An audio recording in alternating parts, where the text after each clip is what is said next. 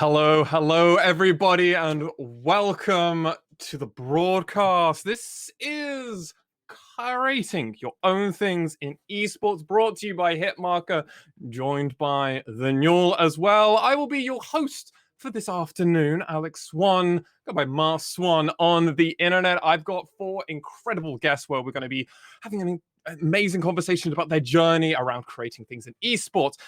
This conversation is going to be about the skills we talk about and the roles in certain sectors and how to apply for these roles, but we don't necessarily actually talk about how someone can develop their own skills and opportunities. Each one of my guests has a very unique journey within esports. Everyone has their own unique journey, and we're hopeful to kind of uncover that with you.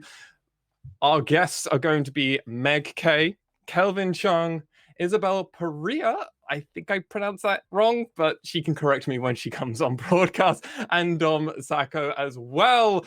I'm just excited to get to talk to these four incredible people, very unique journeys. But firstly, before I go any further, ladies and gentlemen, I need to introduce you to what is the NUEL? Well, the NUEL originally was the National University Esports League, founded in 2010 by Loughborough students. It is the home of UK university esports, and it's all around the compete, community, careers, everything to grow you as a person. If you're interested in finding out more information, obviously you can check out the NUEL on Twitter or in the Discord server link down below, or probably in the chat right now if you're watching us live over on the Twitch chat. But also, what is Hitmarker? Now, let me give you that knowledge, right? Do you want a job? No? Well, what about if you want a better job in esports or maybe gaming? Well, let me tell you about Hitmarker. With over 13,000 active job listings in over 50 countries, Hitmarker is the largest gaming and esports platform in the world. Do you want to know some of their clients? Well, have you heard of maybe FaZe Clan, Team Liquid, Red Bull, ESL, Pokemon, Amazon, Logitech, and so many more? If you are looking for a work experience job or just looking for your next step, Hitmarker is the place for you.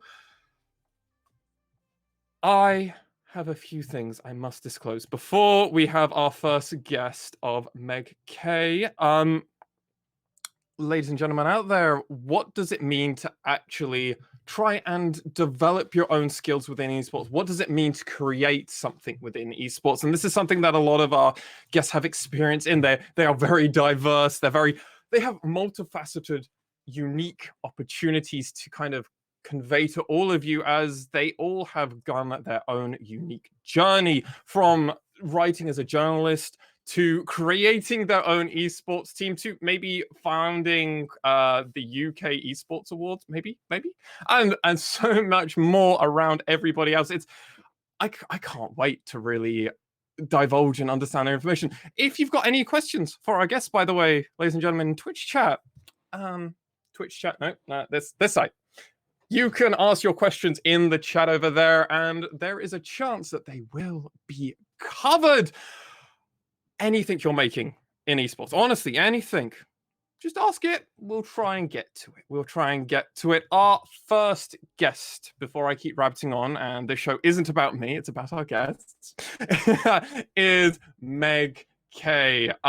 Megan, or Meg, is a freelance League of Legends writer and interviewer for the .esports. If you've checked out anything on LEC over the last few months on the .esports, it's probably been her writing.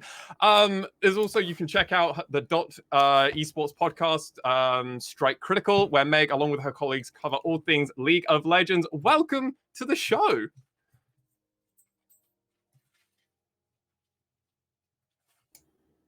Meg, hello. Hello?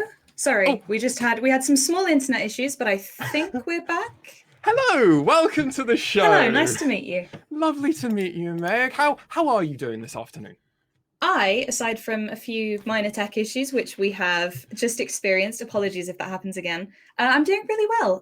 It's a wonderful day, a little bit grey, a little bit gloomy, but nice and warm, which is always nice.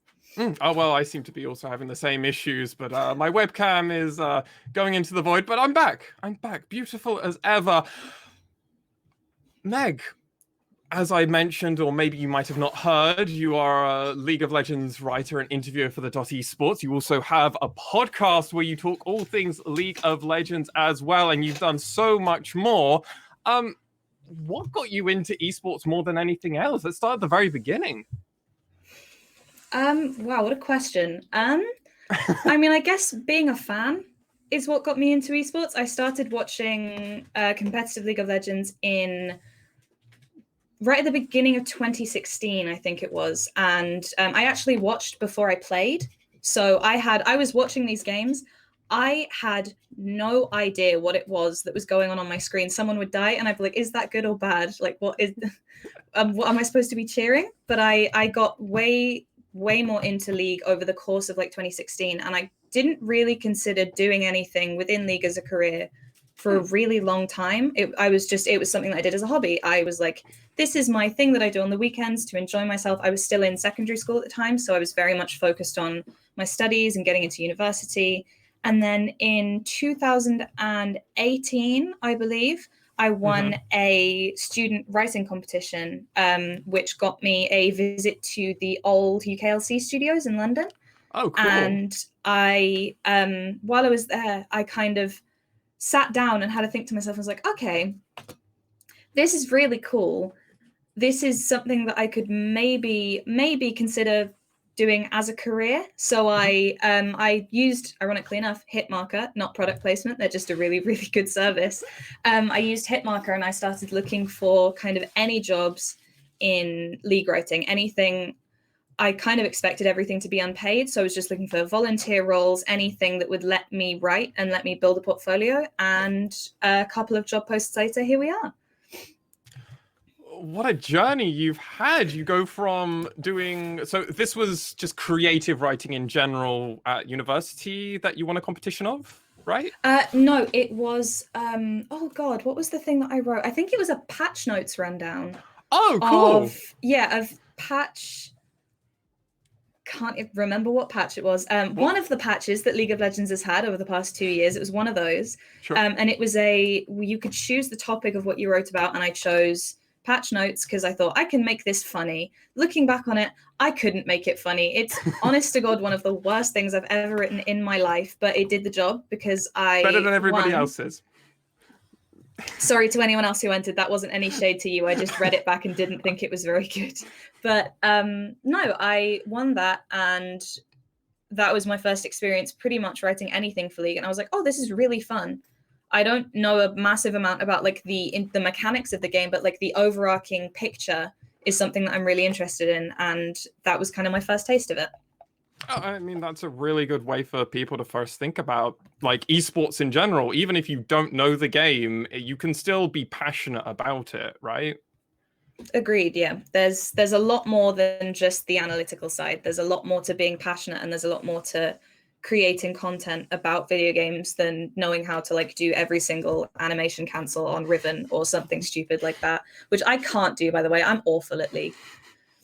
I'm silver, so I'm a silver scrub since. Oh, we're together! Congratulations! Yes, I've been a silver boy since season 2, so we can share that kind of experience of both I'm so proud of you. That's wonderful. We're both mediocre together. It's perfect. Hell yeah. So with you obviously kind of coming into esports in the journalistic side, obviously you said you applied for a few jobs and kind of you ended up here with me right now. But obviously let's actually uncover some of those steps. What were they? Oh Lord, this is a trip down memory lane, huh? So I think the first job I ever took was freelance interviewing for the UKL. They brought me on for like to make a couple of team-oriented content pieces and a couple of interviews with managers and the like for the inaugural UKL split. I did that for, I think, one split. I worked for them, and then I worked for a small company that I don't even know still exists called Level Push. I moved I moved from working with Level Push to working at Jinx TV, where I was for about 4 or 5 months. And then I've been at Dot for about 6 months, maybe a little bit longer. Wow, what a journey. That is. So what did you kind of learn from obviously those initial few places? Like obviously this was getting your feet wet kind of. Mhm. Was this your first time writing professionally as it would be? Yeah, I've my degree that I'm studying is in English literature, so like the actual act of writing is not I'm no stranger to that. Mm. But turns out I was really, really bad at accepting criticism at first. And if someone like I would hand in a Google Doc, like here is my very good piece that I've worked on very hard, please enjoy it. And then someone would give me a single piece of feedback that was like, yeah, you missed an apostrophe. I'd be like, okay, you hate it, it's fine. I will never write again. This is it. I have to quit. But all of those initial jobs that I worked really taught me how to get better at accepting feedback and taking criticism, not as everyone hates me and everyone hates everything I do, but no, these people are trying to help you get better. And I think that's been possibly the most important thing that I've learned throughout all of this is how to accept feedback in a constructive and positive way. Okay, so obviously you think you've experienced more positive constructive criticism through your career, or do you think it's actually been kind of a mixed bag of stuff and you've just tried to shine the best light on all of it? Um, Everyone that I've worked with has been really good at giving useful feedback. There's obviously going Good. to be the Twitter trolls who you say a single thing and you're like everything that you've ever done is bad. You don't deserve to have your job. But at the end of the day, if you were capable of being my editor, then you would be. And I will take constructive feedback where I think it is appropriate to be taken, and I will ignore the people who I think are just trying to get a rise or a reaction out of me, because listening to those people is not productive and it does not make me a better person or a better writer. So I don't think there's much sense in listening to them. So obviously you've been fortunate enough, or you believe you've been fortunate enough to work with incredible people throughout your career so far. Obviously having a really good editor is incredibly important. I know that's something that Jacob Wolf has echoed a lot in his talks whenever he's like, I will get edited, but even then I might disagree with my editor, but then there's at least a conversation to have. What would you say to someone that is starting out as maybe wanting to be a journalist or a writer just in general within esports, if they aren't so confident with the feedback, or where can they get started, or what would you suggest to someone that's looking to try and do what you're doing?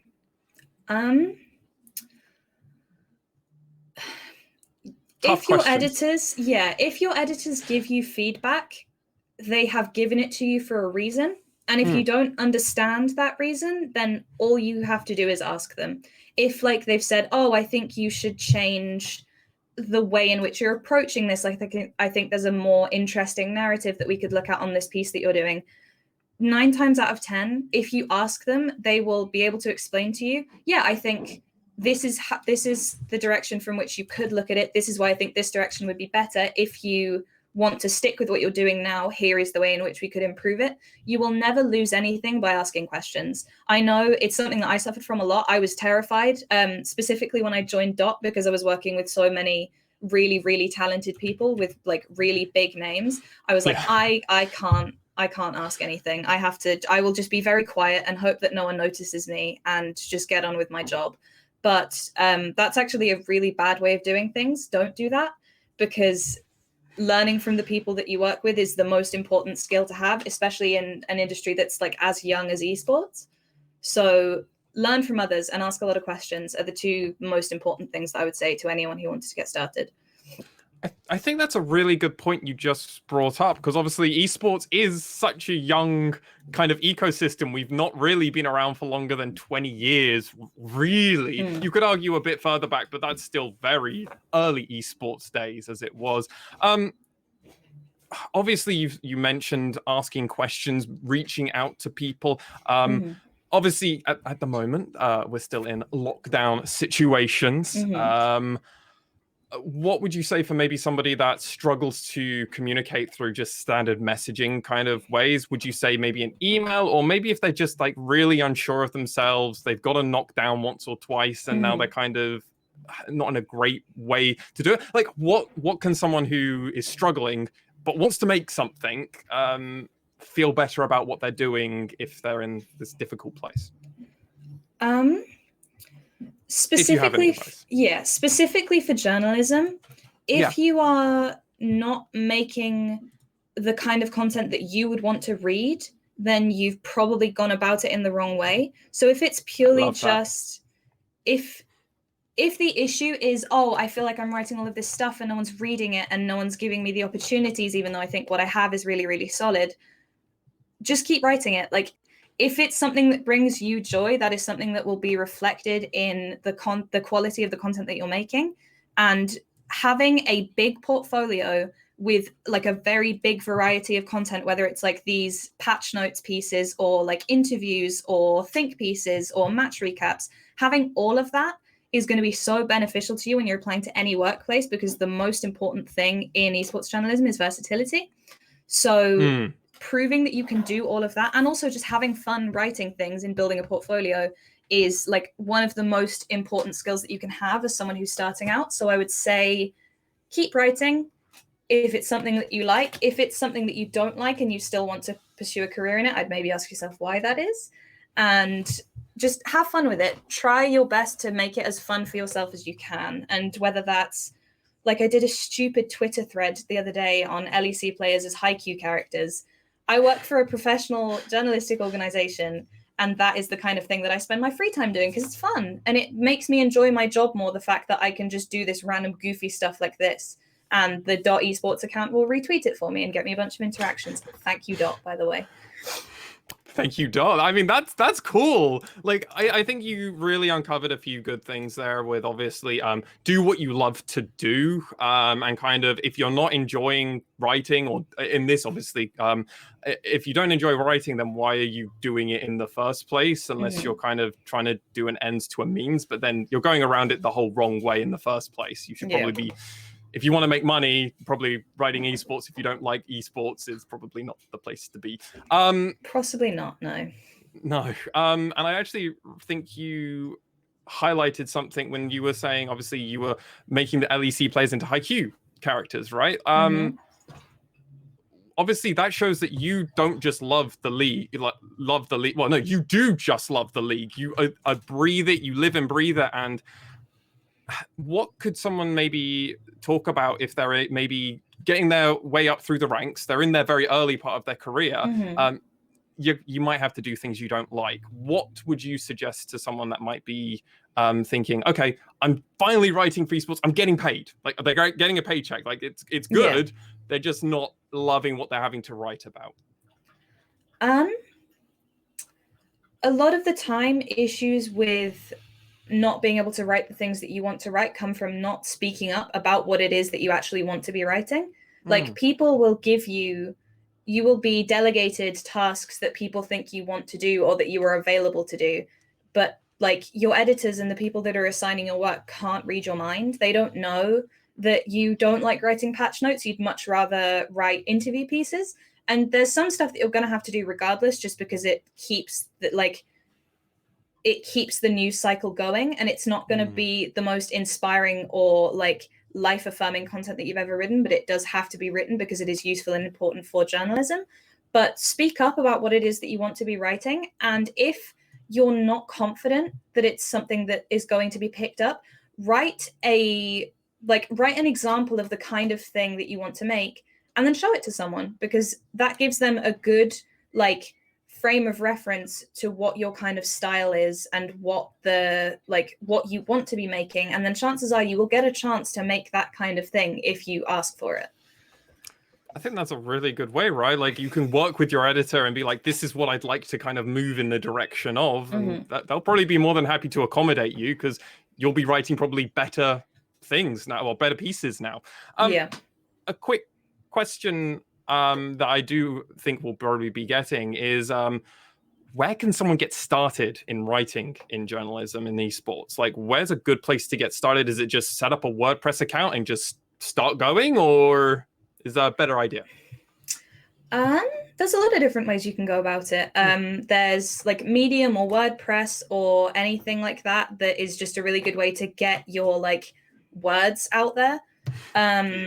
There are a lot of organizations who, especially in the UK, there are organizations who would like to kind of build their own narrative, but don't really have a writer on staff who can go about doing that.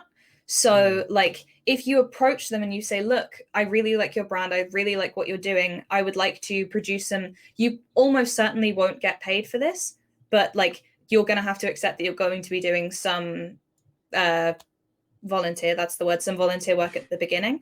But go to orgs and say, look, I really like your story, I really like your message, I'd like to help you promote your brand. Is there any writing that I could do for you that you think would be good to have on your site or to promote on your socials? And like some of them will say no, and that's fine. You just have to learn from the rejections that you get and move on. But then some of them will say yes, and it's a really good opportunity to get your name out there, even if you're not getting paid for it. And it helps you to learn how to build a brand. It helps you to learn how to work with other people. It's just a really good experience overall. Yeah, and you're learning networking while doing all of this stuff. Absolutely, like it's a really kind of, it pays itself to keep pushing forward, to keep just producing more and more content as it was. And would you say it's best to be diverse in what you're writing, or if you've just got one thing you like writing about and just keep going for it until hopefully you get paid for it? There's kind of two schools of thought on this, and I'm not really sure which one I subscribe to, but there's either highly specialized, and then you will become very, very known for that one thing, and you will be like the master of that thing, kind of like Megalodontus is for the ERL interviews. He is like the absolute pinnacle of that thing, and it's something that he is insane at, and he is probably best known for his ERL interviews. Or you could diversify and increase your chances of getting picked up for different things, but not be this like what's like area leader in one specific thing. And I personally don't know which one is better. I went more through the way of diversifying. I know some people who have kind of specified, and that's been the way that they've come up. I think both are good, both have their place, and I think it very much depends on the individual. But I mean, that's really good to hear, because that means anybody kind of, if they know exactly what they'd like to do and they've got a vague idea, they can kind of go for it. Or if they're just kind of open to whatever opportunity is there for them, they have that, they can go for it, right? Like that's really something I wasn't expecting to see. Obviously wrapping up here as we are getting close to our time together, Meg. Now, what's a piece of advice that you would give to any prospecting journalist out there?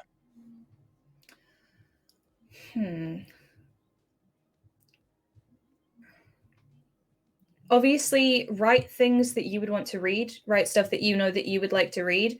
Don't get disheartened when people give you negative feedback, because you can use it to improve.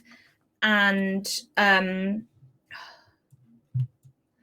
have a decent social media presence. You don't need to be the single most followed person on Twitter, but a lot of what brings people to your work is people interacting with you as a person, and just kind of building even a small, I am like, my following on Twitter is fairly small, but just building a small community and building like interactions that way can be a really good way to get people to come to your work. Even if it's just like posting memes, that can be, if you post like 5 memes and an article, that can bring you more audience than it would have if you just kind of put it out onto the internet and didn't let anyone see it and didn't promote it in any way. Get used to being your own promoter.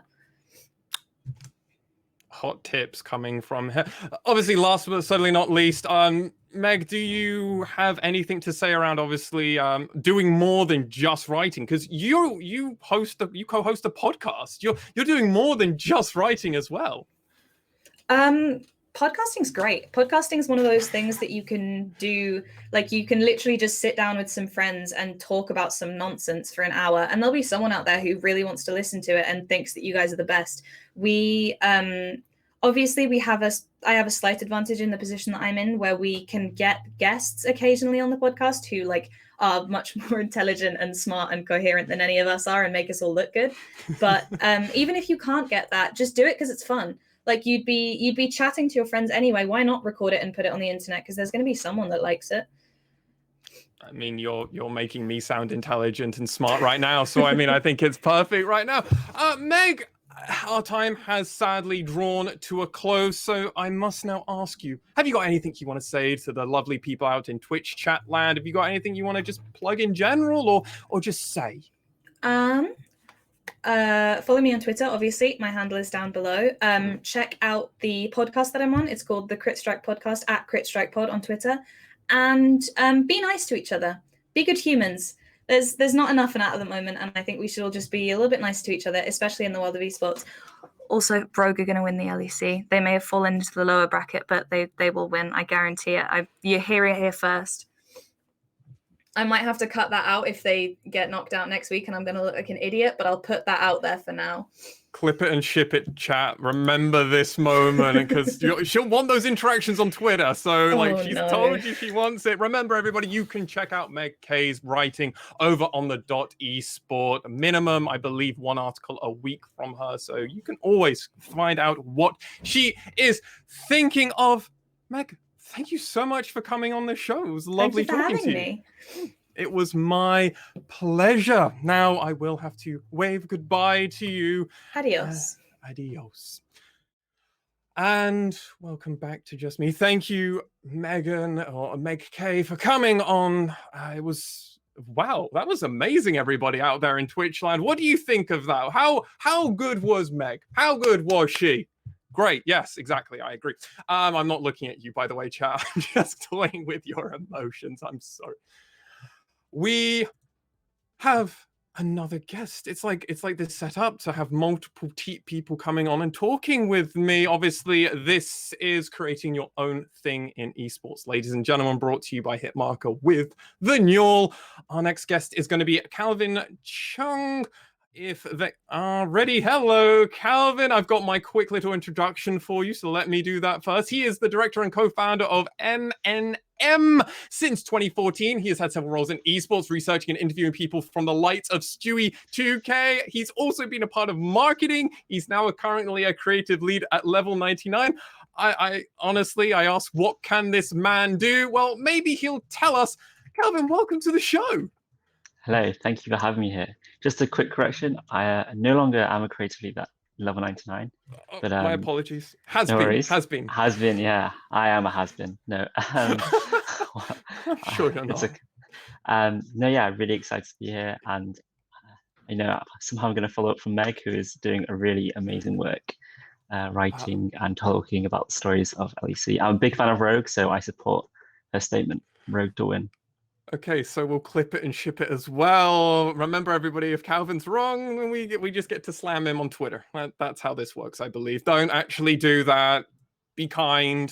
Follow Meg's teaching of be nice to everybody. So, Calvin, you've got a very unique journey. Do you want to kind of explain? Obviously, I gave a very 2-second overview of your career in esports, but you've been around for ages, really. Yeah, I look 12, but I am actually older than I look. So I've been in esports for maybe 6 years now, and I started my own esports team, M&M Gaming, and that is actually my first venture in esports. I just felt like doing it. I just somehow fell into it, really like gaming, playing games, watching games, and decided to start a team for fun, and somehow we started doing pretty well. Yeah, you're not a bad team. That started. You're the co-founder, right? You founded it with your brother. Right? Yeah, so with my brother. Yeah, so more of a. I mean, when it comes to M&M Gaming, I think my brother and I are obviously very similar, and also very different in many ways. For those who have met us both, we're not exactly we're opposite ends of the spectrum in many ways. So I started with him because I think we understand each other a lot, and we have similar backgrounds, obviously. And I think it's important when you start a team that you have something to stand for, or you have similar goals with the people you start it with. And that was the perfect fit for me at the time. You've done multiple different roles throughout your career in esports, as I've mentioned. Obviously, you and Meg actually share the link of Jinx TV or Jinx Esports, which I wasn't expecting to make that connection, but something you once did. Where would you kind of say, for anyone that really want to get started in esports, where should they go? Because you've done kind of a bit of everything in a way. Yeah, so I worked at Jinx for a bit, and I kind of quit to go back to university to study my final year. Study is important. It's not for everyone, but yeah, for me, studying and finishing my degree was important. And obviously I worked at Level 99 doing creative things, which was really cool to work with different, to work with an Overwatch League team and a Call of Duty team. It's really cool it's slightly different for me. I hadn't really done a lot of American type of things at that time. So that was pretty different. But yeah, I think that I've had my toes in a bit of everything, really, is a good way to say it. So obviously you've kind of been the head honcho in charge with your brother at M&M. You guys have had a lot of different, like you've been in the league for a while, really since the UK leagues even started, Yeah. way back. So what's it kind of been like as a founder and kind of someone that's gone through a lot of the esports scene? What is that like? It's tiring. Yeah, we were Love it. in UKLC when it was founded. Obviously, until recently, we were part of NLC, and just when ESL Premiership was League of Legends tournament, we were part of that as well. Yeah. So, yeah, it's been some time. It's been pretty, tiring and eventful because every single action, I think people underestimate the power, one individual or group of people can have. Because I've seen the tournaments change throughout the years because of our feedback, because teams or people who care or people in the community voice their concerns. And I think that's the strong thing about esports is that you can see how, maybe people think, oh, why did I get started? Well, just even voicing your opinion is really important. Obviously, in a non-hateful way, in a very constructive way, is important. But people getting involved, even just through talking, could be a journey or a start of a journey, because I remember there was just me talking, oh, I like videos. I like making and watching comic books. So that was how I got into production side of things alongside M&M with a team.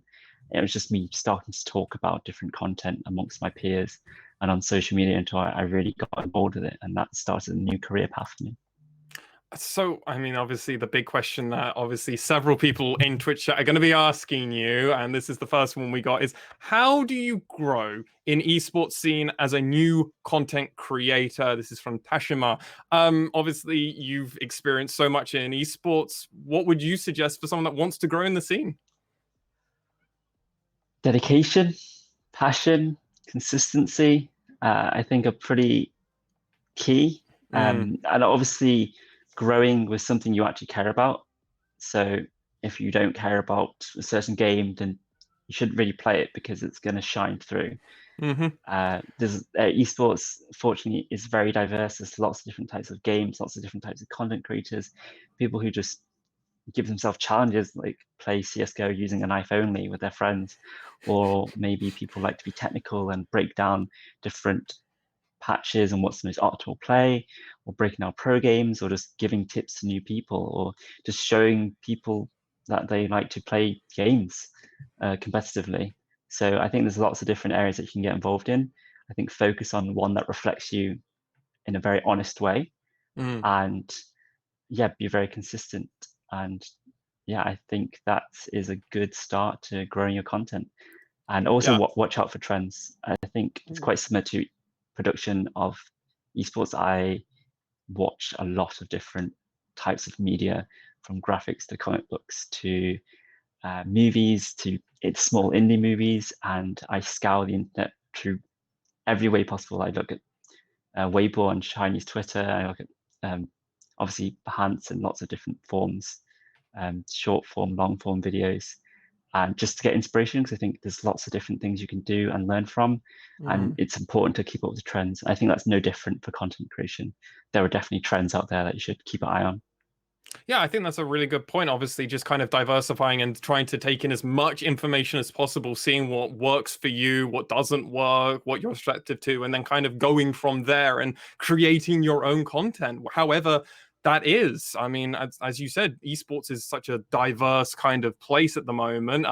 Just being the best analyst at a game doesn't mean you'll be popular, but if you maybe have a personality and you show people on CSGO where to throw a flashbang every time so it will land this spot and you're funny, people will probably watch you. So there's loads of different ways around it.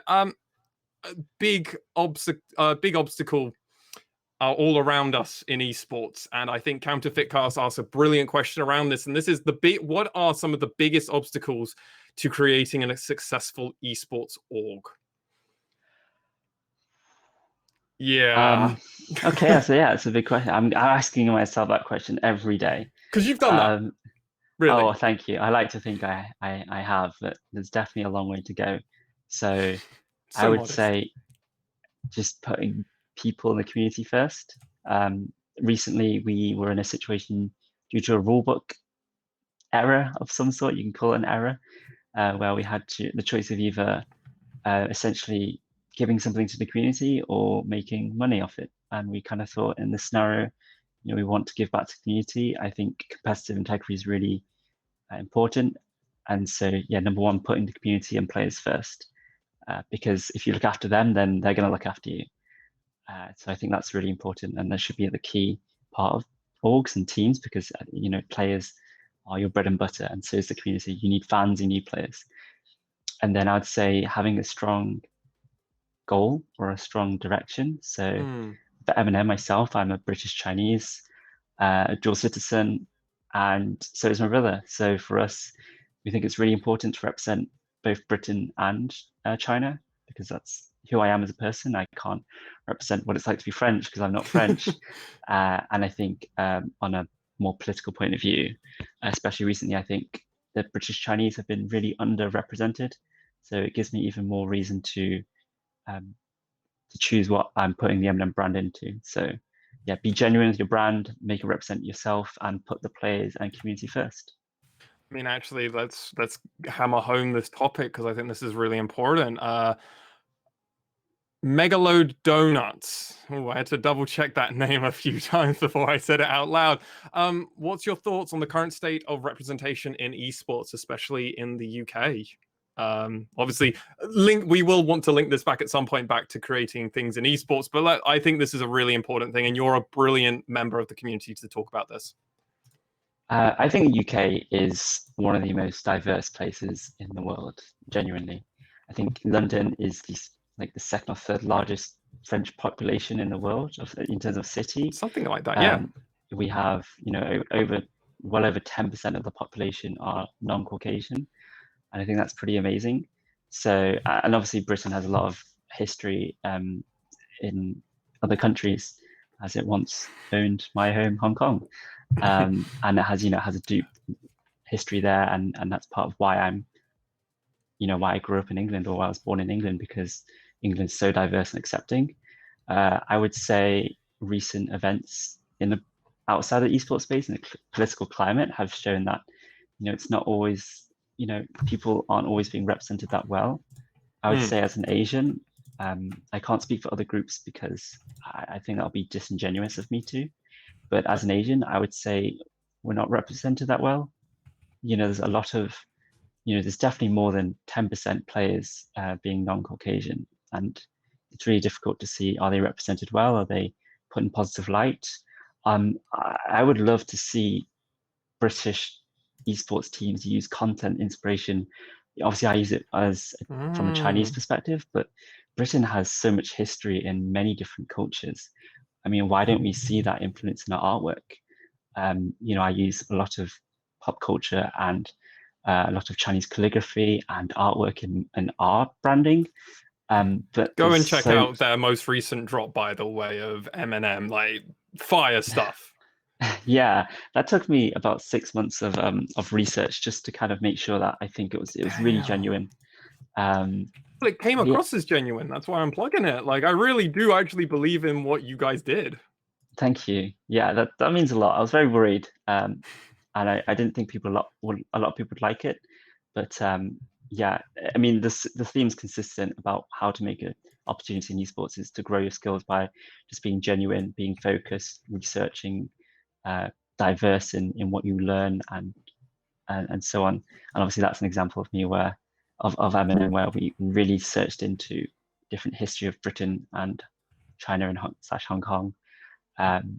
So yeah, I would say back to Meg's question, I don't think Asians are represented too well, considering apart from myself, my brother, and my other business partner, Sammy, in DLC, there aren't actually any other Asians in managerial roles or higher, very key roles in British esports at all.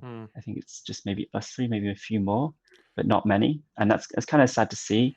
I don't know why that is exactly. Is it we're not kind of showing different people that, no matter where you're from, you can be involved in esports, right?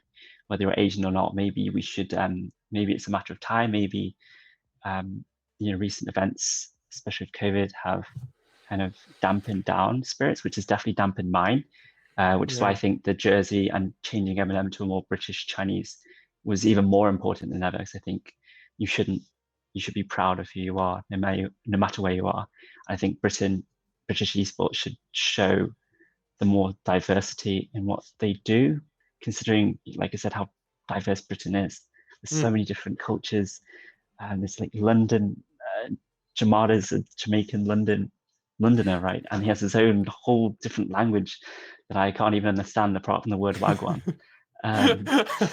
So I always agree with wagwan. So yeah, I'd love to see different cultures and different influences to show what British esports is, because that's what Britain is. So, and I think you actually came on a really good way that you would like to see more brands actually kind of diverse their portfolio when it comes to their content. Obviously, you guys dropped your merch, obviously with a British Chinese kind of take on it, and obviously kind of incorporating both cultures together. You would love to see more cultures be explored, and I think that's a really fascinating way. What kind of content would you like to see other orgs produce? And maybe people in this chat could start getting some inspiration from you. I would say even just, so I don't sound it, but I'm actually from Liverpool, Merseyside. Okay. And I think that even different parts of England or Britain, different parts of Britain or United Kingdom have different cultures as well. Like, I think there's definitely areas to explore, maybe different phrases that people use locally, or even just a different style of artwork. I love going to the museum. There's a Tate Liverpool I really love going to. And even if you look at different histories and styles of different areas of the UK, there are different unique things you can explore. Even how we have pies. I mean, obviously, I think the pies are superior in the Northwest, but even just pies and food are completely different. So, and artwork is the same. So I think maybe just even small elements or small words of showing different regionality in teams. I think that'd be really cool, instead of seeing everything as just London, because that is not the only thing in Britain. No, it is slightly larger, but as a London-born boy, England is London and London is England. Everything so, north of that is north. It's like north of Oxford, mate. Like that's the north, and I'm just like scared of everything else.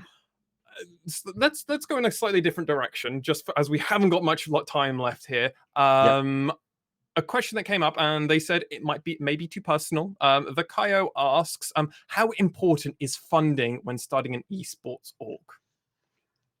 So I started M&M with about 150 to 100 pounds, and that was registering, and yeah, so very important. I think if we had a lot more funding, because obviously I was a student, I didn't have much to give, and so I think funding is really important, especially with where the industry is now. It's so much more evolved.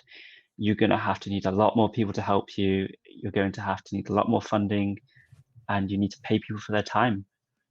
And so I'd say funding is really important. It's something that we're looking to do, and we've looked at in the past. We've obviously, I can't say what, but we've looked at partnering with even, let's say, teams that are in other regional franchises. We've nearly had partnerships with those types of teams. So for me, it's more about what's the right fit, as a British Chinese. So how would you say one goes about actually finding funding, or maybe trying to go about that, or is it unique for every different org? I'd say it's quite unique for every org in how you approach it, in terms of who you approach. So does their partnership suit you? Because if it doesn't, then you're not going to get very good results. Your audience isn't going to match. So I'd say that's one area where funding is to answer. Firstly, funding is very important. Not the penultimate thing in making something successful. Direction, leadership, skills are all also really important. You can't have only funding. You can't have only skills. So, and then moving on to the second part is, I think who you choose to approach really depends on your brand and making sure things fit. So we've definitely turned down a lot of opportunities financially because we didn't think they fit, or we've not gone with certain investors because we don't want to lose our British Chinese identity, because we feel like we're one of the only few people actually doing that. I was just quickly making sure you guys don't have a Raid Shadow Legends sponsorship, so I don't make an accidental joke about that. No Raid Shadow I was Legends. like, ooh. When I was going to think about that. Calvin, we have actually reached the end of the time. I've got one very brief question before I give you shout-out opportunity. What's your favorite pie?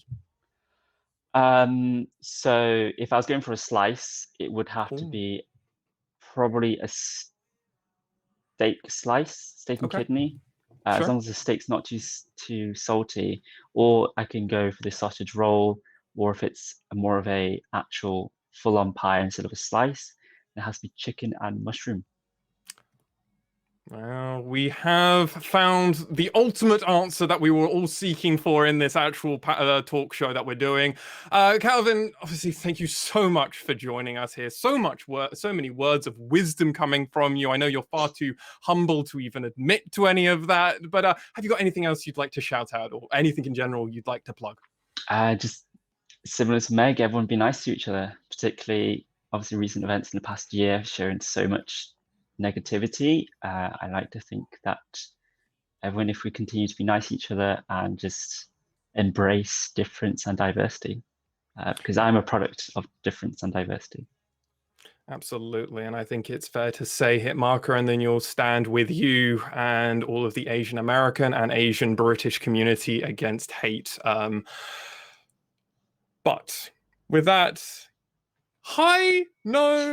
weird note, thank you so much for joining us, Calvin. Obviously, he is the co-founder of M&M, one of the premier esports organizations within the UK. Thank you so much for joining us. Thank you very much. Thank you.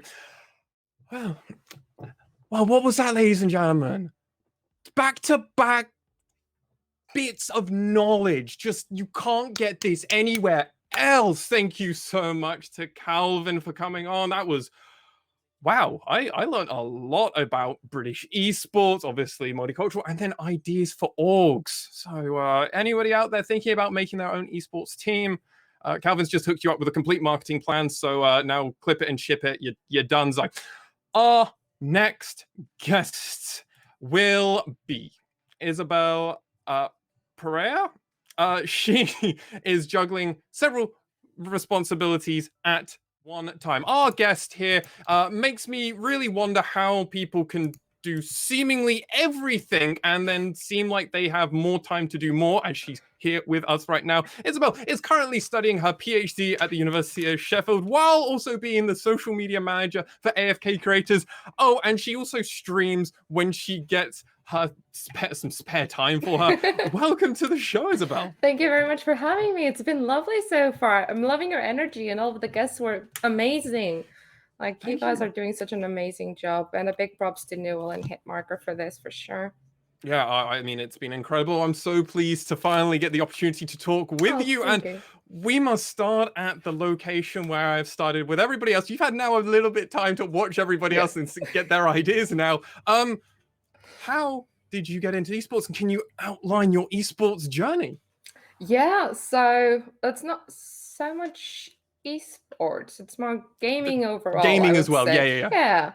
So my story is quite the cliche, if I'm being completely honest. So I first got into esports during the 2017 League Worlds. I had been playing League like I have been playing League like for about a year by that time, and I was introduced to the tournament sides of it.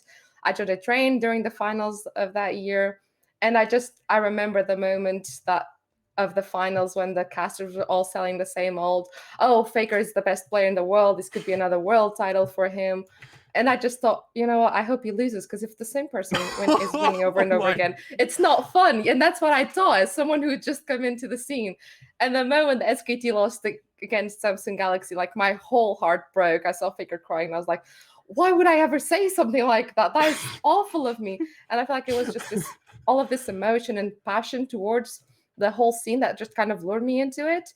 And I just jumped back on an old Twitter account and I started looking for people of the league community. I just wanted to become a part of it because it was so passionate.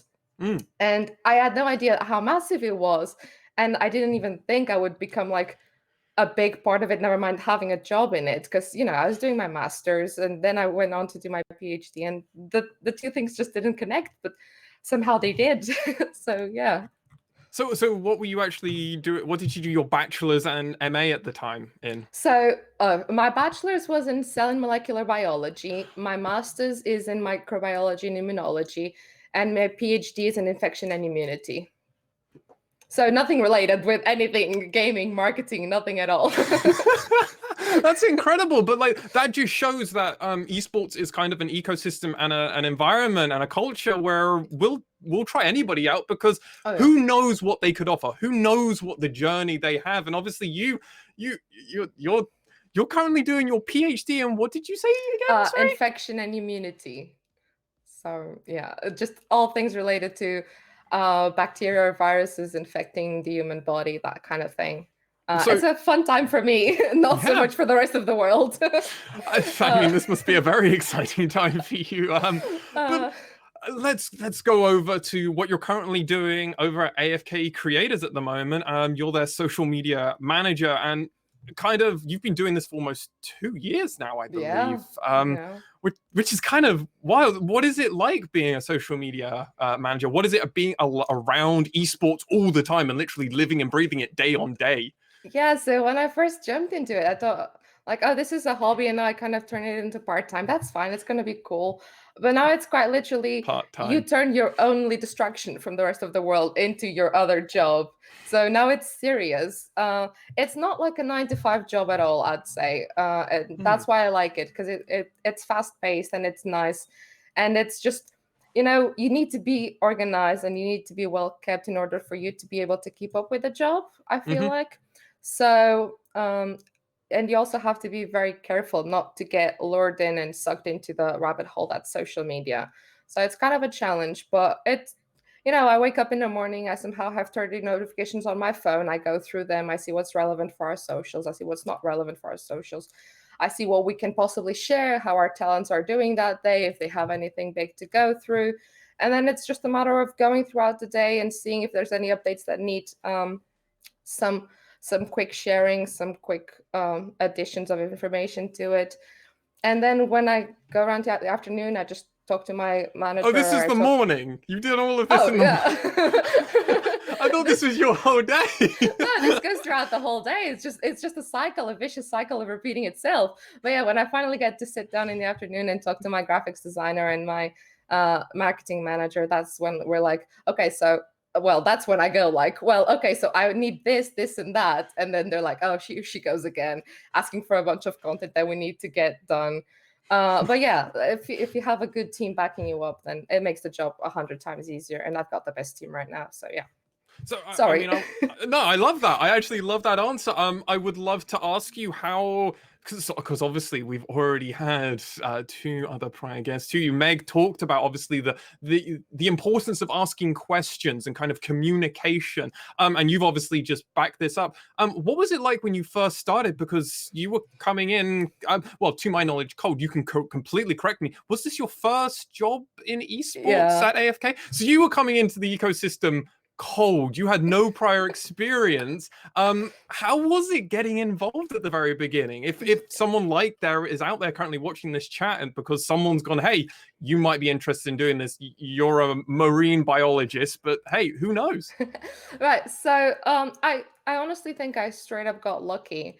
Like I said before, get lucky. All right. I did. So like I said before, I did fell in love with esports after that first approach, that first contact, and I decided to be part of the community. I wanted to find people with interesting opinions or even ambitions, and I just ended up following Matt, who is AFK CEO.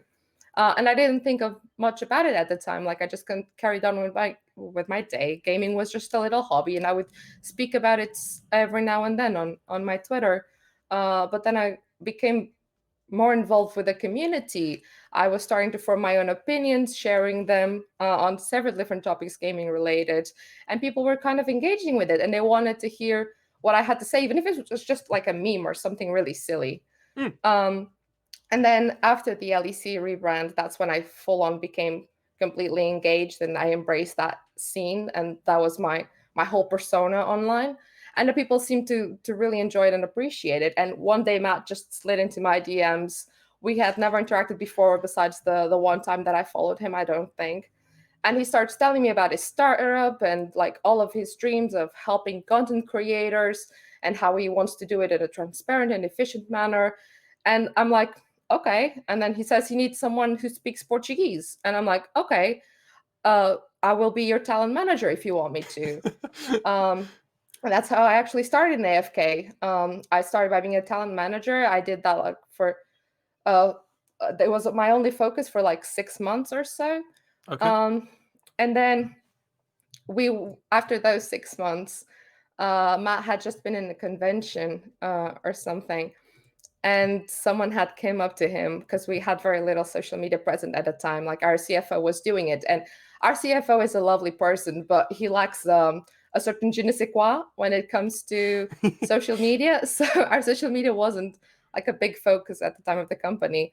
And Matt having been in this convention, it was approached by someone, and then they're like, oh, so what's your socials like? Like, who does them? And Matt said, oh, it's our CFO. And that person said, oh, doesn't Isa work for you? Because like I had semi-established myself at the time as someone who was quite visible in the Twitter space. Doesn't Isa work for you? Like Matt described it as the queen of social media, which I wholeheartedly disagree, but you know, I'll take the title. Why not? Why not? And Matt was like, yeah. And so the person was like, oh, so why doesn't she do the socials? And something just clicked in his brain, and the next day he was like, hey, would you like to do our socials? Like, this is your job now. And I'm like, okay. You've been doing it for fun for at least over a year or two by this point, just talking about LEC. Why not just try and make us popular on the internet now? That is your whole career. It's like, okay. Yeah, that was literally it. And then I started reading into it. I started learning as much as I possibly could. I had zero expectations going into the job because I had zero experience, but it turned out to be okay. And the more I learned and the more I saw what others did and what I kind of wanted AFK's social medias to look like, the more we got like a feel and a persona to who we are and our presence online. So yeah, it's been good fun. So I've got two big important questions to ask you before anything else happens, and I'm getting questions asked in the Twitch chat as well, so we got things to uncover. Let's do a bit more of a quick one for this first one. Yeah. Which is, you are doing a PhD. You're also doing part-time. You also stream, and I imagine you're probably doing 3 or 4 other projects in the side, because you strike me as that kind of person. How would you suggest to people to manage their time effectively? Because you must have some kind of crazy idea, or do you just not sleep? No, I do sleep, and I appreciate my sleep a lot. And I feel like one of the most important things that you can do for yourself is to have a good sleep schedule. I do occasionally break that sleep schedule, especially if I'm like having a gaming night with my friends. Sure. But yeah, most of the time I do have a fairly regular sleep schedule. I just like to be extremely organized. Like if you come into my place, you'll see Post-it notes everywhere on the walls, on the screen. Okay. You'll see lots of calendars. Like my phone is constantly reminding me of what I have to do next.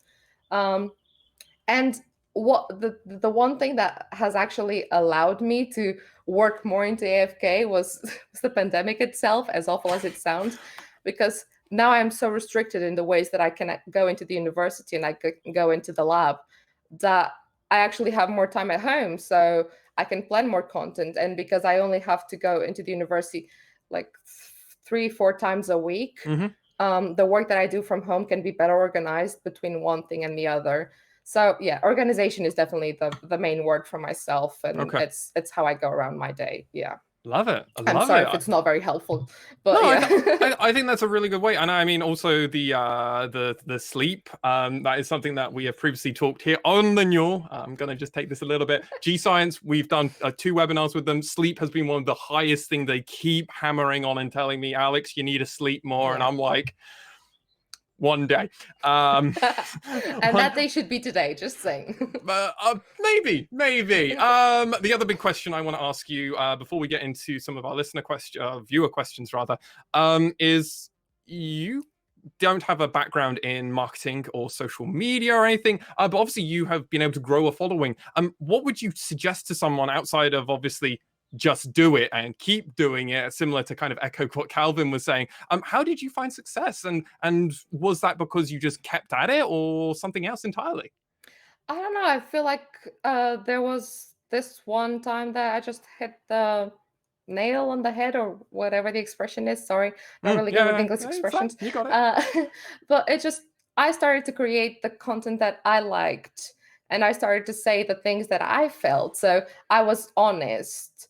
And I feel like a lot of people did appreciate that honesty. Like, a lot of people do see me now as G2 esports fan, but the thing is, if I have to slam them down to the ground, I will. It's not something that I'm afraid of doing, and it's just that kind of honesty and mixed with some fun and bantering that people really do appreciate, because that's what the world needs. It's someone who's kind, but can also be honest and funny, and just someone that people overall can relate to. And that's the kind of content that I try to put, whether as myself or as AFK, someone who people can relate to. Yeah.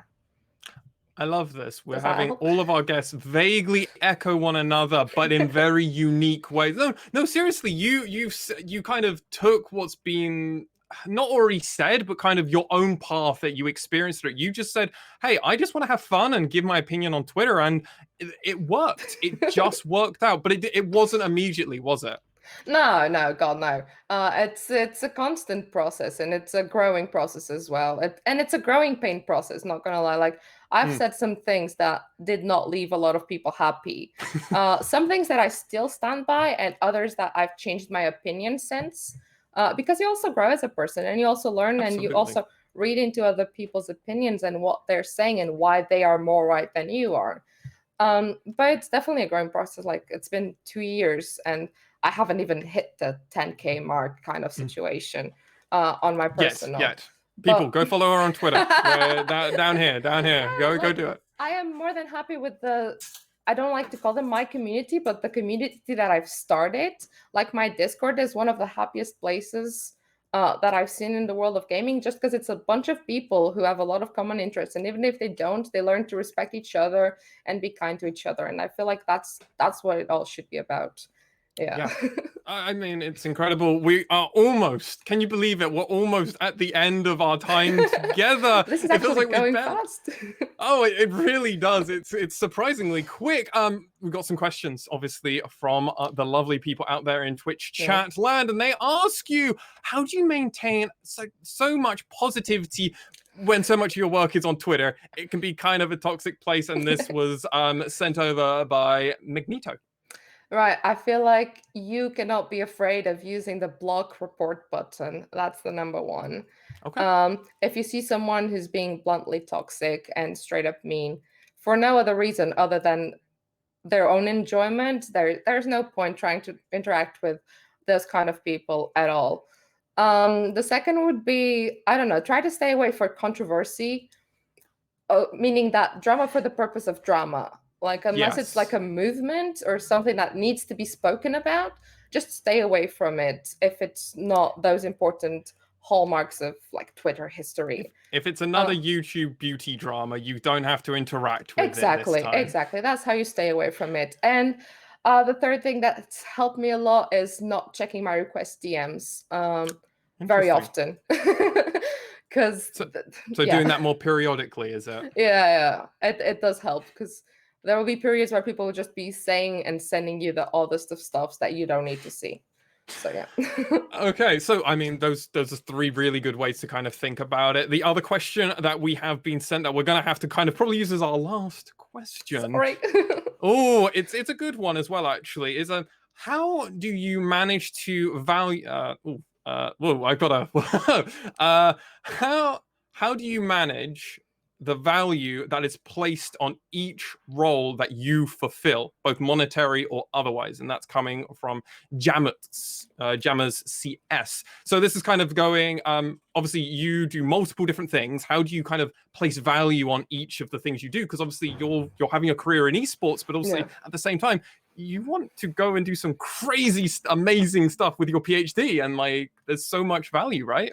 Yeah, so I keep telling myself that the PhD is my priority and everything gaming comes after, even though that's not what I put into practice. So I struggle with this, like whatever has more value into my day-to-day life.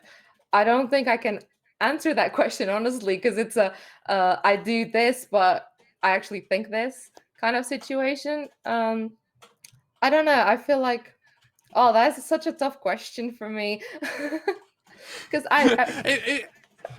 sorry. Yeah, it's fine. Keep going. Keep going. Yeah, so it's just about your own priorities. Like I've dreamt about being a scientist ever since I was little, and I have these big ambitions of winning a Nobel Prize one day and doing all of these things that I want in science.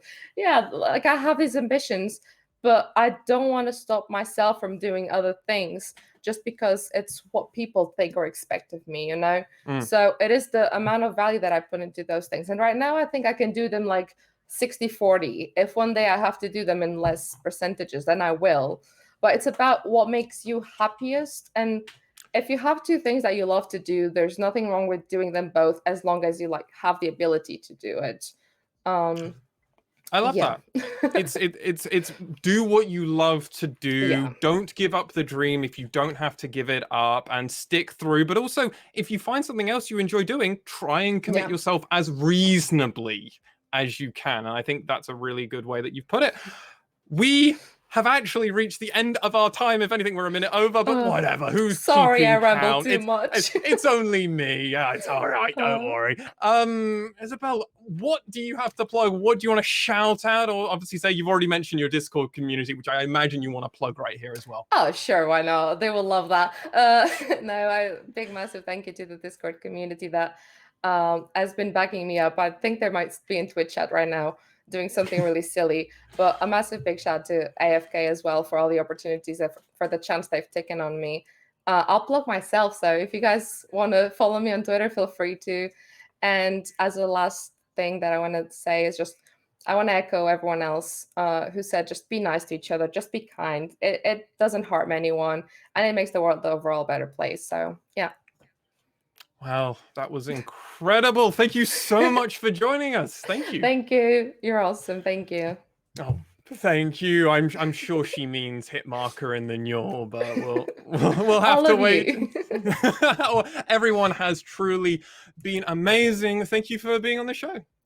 Thank you. See you later. Bye-bye. Well, ladies and gentlemen, what an amazing talk. 3 for 3, incredible speakers, huge amounts of knowledge. And I might have a script here.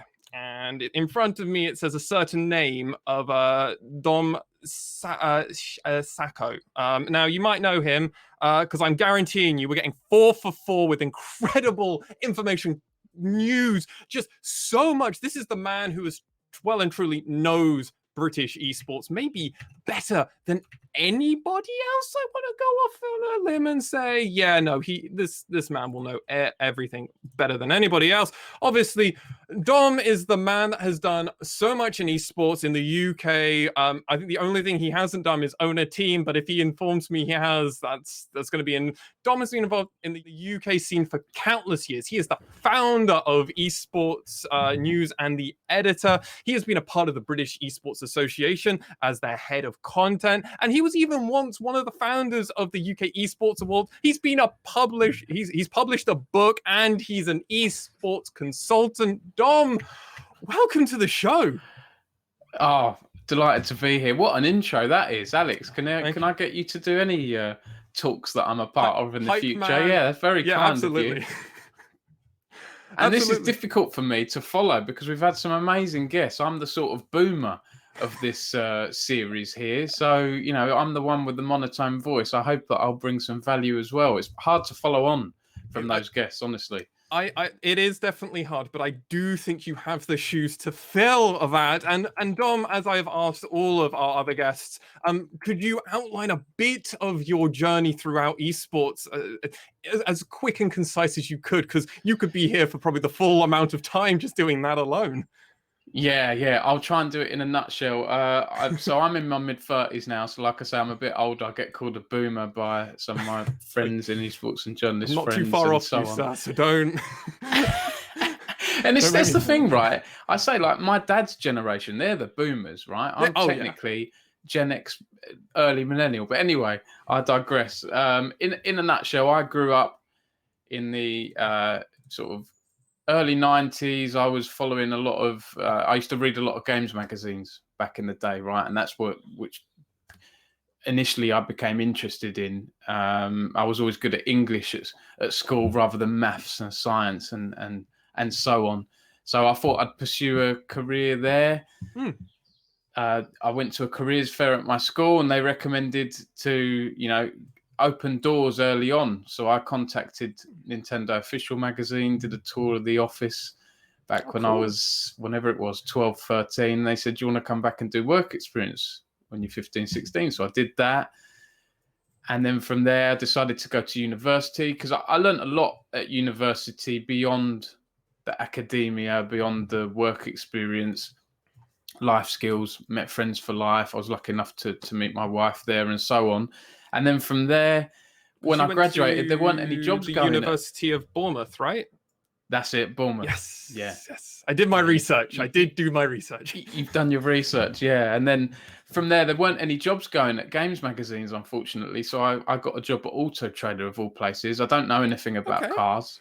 I was writing their advice guides. I still don't know how I got that job. I managed to blag my way in, but I cut my teeth in journalism there for 2 years, learnt a lot. Then I got a job at MCV, which is like a video game trade publication at Intent Media. Worked my way up, became editor of PC Retail magazine. And then from there, esports started to get big, and I got into League of Legends around that time, sort of 2013, season 3, season 4, I think it was, something like that. And from there, I ran a blog in my spare time. I would get press releases, the early ESL UK premierships. So shout out to ESL UK, because that helped inspire me to turn my blog into an actual news website. And then here I am now, started doing that full time a few months ago. And I've worked at the British Esports Association for the past 4 or so years as head of content. So I've just left there as a full-time role. So hopefully that wasn't too long for you there, Alex. No, that was actually really concise. I was expecting you to go into even further depth, because that's kind of the incredible thing, Dom. You've been around and doing this for just so long. You started just trying to get into the video game industry and talking about video games in general. I mean, you went to Nintendo, you said, and did some work experience with them. Before you knew it, you had started your own blog, which eventually kind of transformed far further than like a small little time blog. It's now arguably the defining factor of UK news for esports in the UK. So what was it like kind of seeing that growth for over the period of it's been going for over 5 years now? Yeah, it's been pretty crazy to see it, actually. I think, the 12, 13-year-old Dom would never have thought I'd have my own publication, but I think I set myself goals, Alex. I think that's good. It's easy when you get a job, especially a full-time job, to get bogged down in the routine of the job.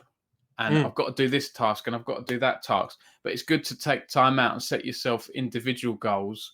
Even if you feel like you're at a bottleneck at that company and you feel like you can't get promoted.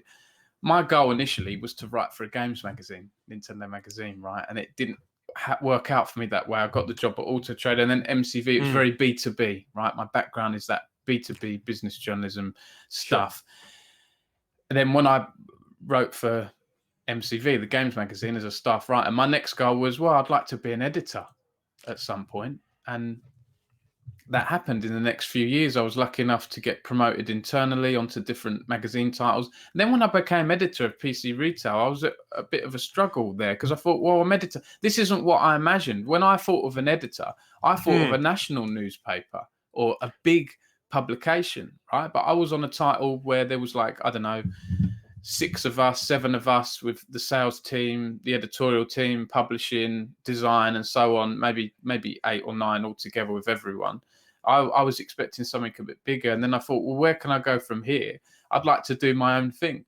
I've worked for people, for other companies enough now, and I've helped make them money for long enough.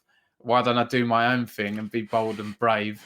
And it was at the time that the League of Legends song came out, Worlds, the Imagine Dragons one, Warriors, right? And it was very inspiring. I was like, well, maybe I should, it was at that time when the ESL UK Premiership was launching. No one's writing about this. Why isn't GameSpot writing about it? Why isn't IGN writing about it? Why do they not care?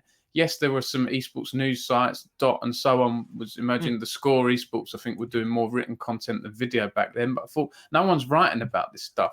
So I wrote a match report on one of the matches, one of the events in the ESL Prem. Shared it on Twitter, went to bed, and when I opened my laptop the next day, a lot of people were talking about it on Twitter, saying, oh, there's someone writing about us guys, blah, blah, blah. And then that's where it sort of spawned. And from there, I've just found my niche, and I'm kind of happy with my small corner of the internet. I'm not looking for world domination next. What's my goals next is to grow the team and to give back to other people in journalism. Like we heard from Meg. Meg's written an article for me. Like, if I had the budget, I'd be hiring people like Meg if I can, or making offers to people like Meg. So that's my goal next, is to hopefully grow the revenue streams a little bit. It's difficult because I'm, got bills to pay, I've got kids and everything. My wife's not working at the moment because she's recently finished maternity leave. So my goal next is to grow the team, right, and give back to the community and pay talent and pay people in esports. But how quickly I'll get there, I'm not sure yet. It may be a year or two, but that's my next goal. Yeah, I mean, let's actually look back a little bit through your career, because Counterfeit casts us, or Counterfeit, and I cast on the NUEL here, Teamfight Tactics. He asked me, he asked you rather, what are you most proud in your career so far? Oh, that's a really good question. It's a tough one as well. Do you know what? I don't really take pride in things that much. Maybe I should a little bit more. I think... Yeah, specifically in my esports career, I think there are 2 things that spring to mind. The first one was I helped launch a Women in Tech awards and series of content when I was at PC Retail. And this was at the point, Alex, where diversity and so on wasn't spoken about much. This was back before 2015, right? Yeah, so this was, I think we launched this 2013 or 2014. And back then it was a bit of an elephant in a room. Like it wasn't spoken about. Women in general had much lower pay than men in the tech industry and so on. So we wanted to put on an event. So I was proud of that, because we were talking about it before it became a big thing. And then you started to see Intel and other people actually doing big initiatives, which is important. But back then it was quite a brave thing for the magazine to do. And I'm glad that I helped launch that, and do the content, do interviews and so on. The other thing I think is working with the British Esports Association and helping put on tournaments in schools and colleges, and shout out to the NUEL, because they helped us with production and so on. We've got good links there. But just, seeing the smiles on the faces of the students playing at Insomnia, taking part in esports tournaments. I wish that existed when I was a kid at school. Smash Brothers, I used to play with my friends back then on the N64. This is the old school, and the GameCube stuff. I would have loved tournaments. So seeing that and hearing from some of the students saying this is the best day of my life, like that hit home, that made me proud. A pioneer and wanting to try and help the next generation of gamers. I love this, Dom. Like, there's so many little bits where you're like, oh, I guess I did technically do this, and it's like, that's a big deal. Some people would make that half of their career, and you're like, oh, this is a footnote. This is just so much. We have to go on to our next question, Dom, and it asks you, what role do you actually see the British Esports Association playing over the next decade in professional esports? And this is being asked by Snowlines. Obviously, you've already mentioned you loved being a part of them and actually kind of giving these kids, these children, the opportunity to kind of experience what neither of us actually got to experience. So what do you think it's going to be in the next 10 years? That's a very good question, Snowlines there. And also shout out to Counterfeit. Yes. Peter done some great work at British Esports, helped host the League of Legends British Esports Championships as well. So thank you for doing that, Counterfeit. Yeah, that's a good question. I mean, when British Esports was set up back in 2016, it's nearly their 5th anniversary now. I think they had the ambitions of being a governing body and quickly realised, there were others that have tried to do this. If you go to Riot Games tomorrow and say, we're the governing body now, they'd be like, who are you? Like, this is our game, our rules, So they quickly learned that they couldn't be that and transitioned into more of a national body promoting esports, promote, improve, inspire. But there is a call for better regulation in the industry. I don't think that will be one association that regulates the whole industry. I think everyone has a part to play. I like what the Esports Integrity Commission's doing, ESIC, stamping down on match fixing, cheating. They do anti-doping stuff, but ultimately it's an optional initiative, right? It's optional for those publishers to sign up to their code of conduct and so on. Maybe British Esports will go more down that route. I'm not sure. It's always been very grassroots focused, and I'm very hands off with British Esports now. I do a little bit of freelance for them, like helping with their articles as I'm sort of transitioning away.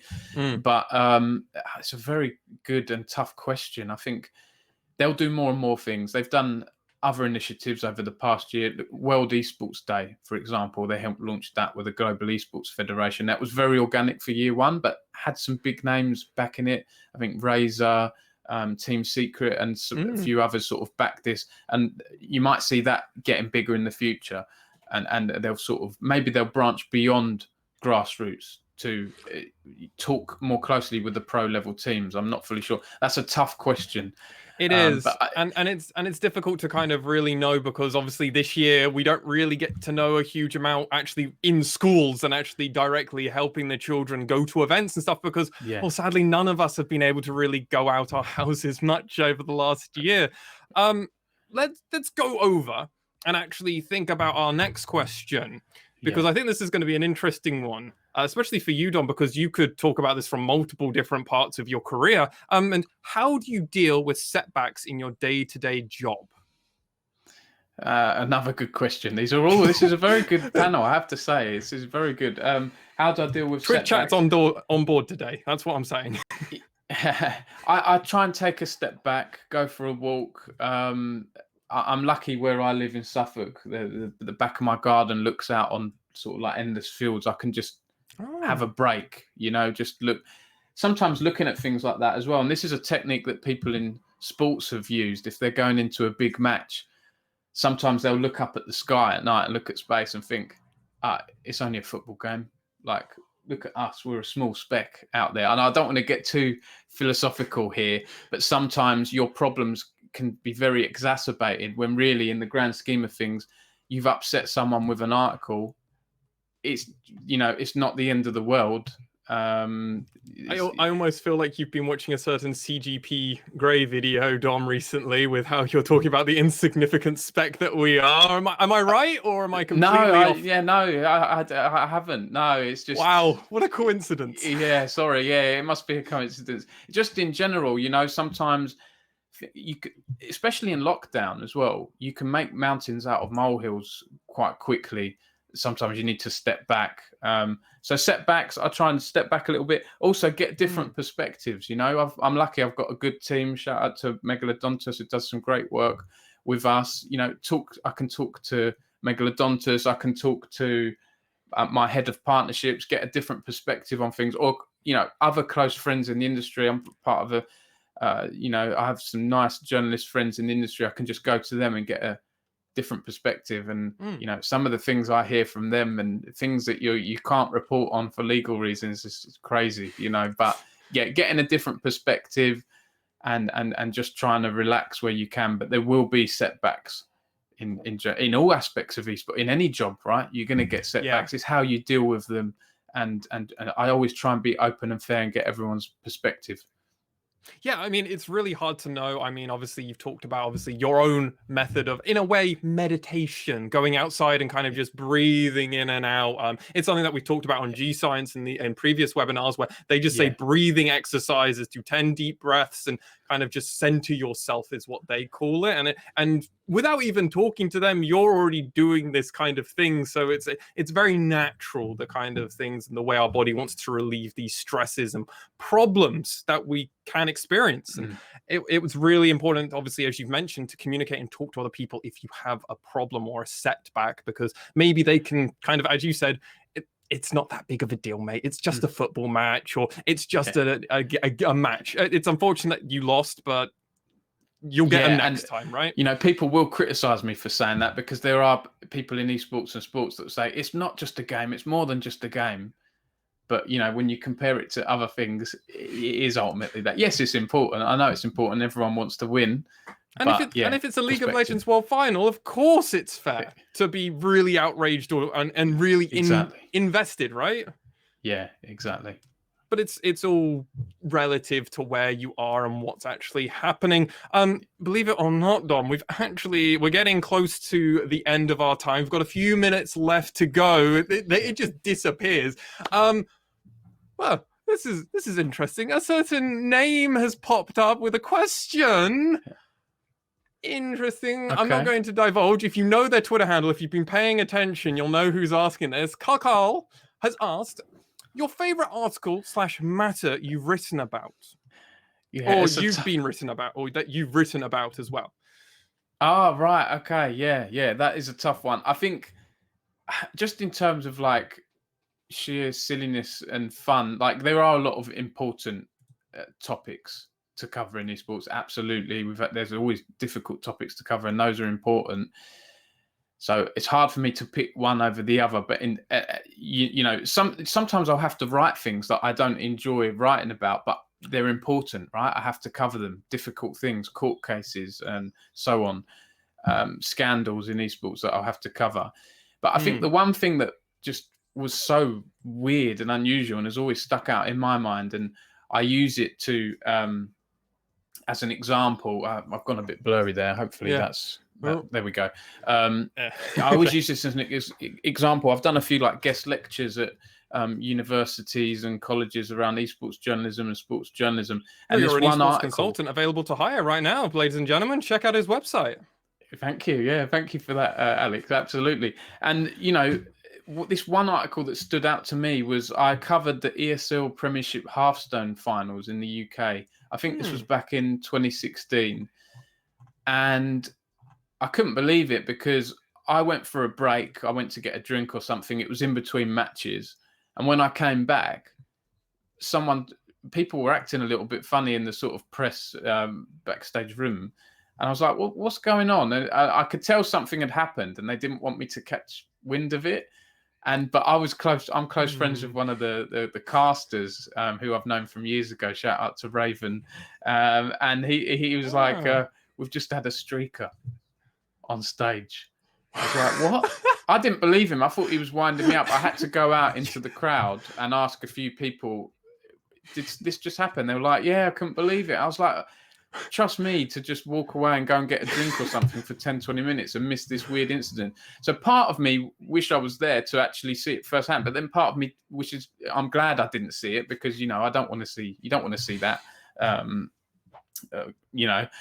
I wrote this story up. I had to write it because it's a crazy story. And the fact that one of the people that sort of apprehended the streak, I think it was Matt Loftus at ESL, but it was also someone, because people cosplay, right? It was at MCM Expo, someone dressed up as a Jedi.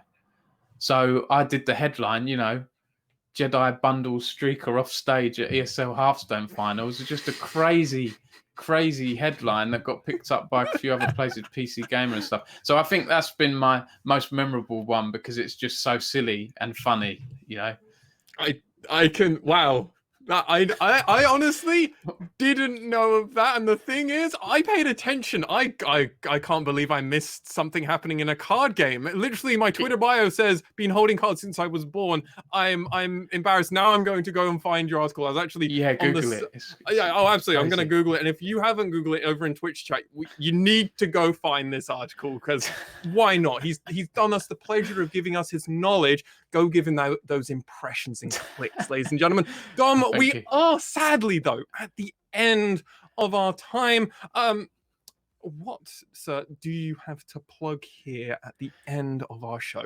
Oh gosh, it's a tough one. I mean, yeah, please do follow Esports News UK on Twitter and so on. I have a consultancy set up to help brands and investors understand the space. But yeah, I'm very passionate. Go and follow journalists, you know, go and follow other sites out there as well. You know, there are so many great sites out there. Journalists in the UK, you know, Adam Fitch, Sue Collins, Jack Stewart. There's so many great journalists. Please do have a Google and have a look out there, because you know everyone's at different levels. You know, I'm pretty small fry. There are other people like Richard Lewis out there that are much bigger. But I'll give a shout out to the writers and the journalists out there covering this space. I love it. All the journalists out there, if you're just British or otherwise, just reach out, go find them, go find, because I imagine there are journalists that cover unique, different topics. Dom, it's been a pleasure. Go follow him on Twitter, and remember, we're going to all go find that Hearthstone article, so we'll give him those impressions. But thank you so much for coming on the show. Thanks a lot. It's been a pleasure. Cheers, Alex and NUEL and Hitmarker and everyone. It's been a pleasure, Dom. Thank you so much. And with that, ladies and gentlemen, we are actually at the end of our show. I know. I would love to have talked to each of our guests probably for another hour. I could have honestly probably talked to them all an hour each individually. I mean, if you'd like that, ladies and gentlemen, you know what you need to do. Go and tell Hitmarker, go and tell the NUEL that you like this. And if you tell them that you want more of this content, I'm sure they'll try their best to give you what you like. Obviously, I need to run down the list and thank each of our guests. So thank you, Megan K, Calvin Chung, Isabel.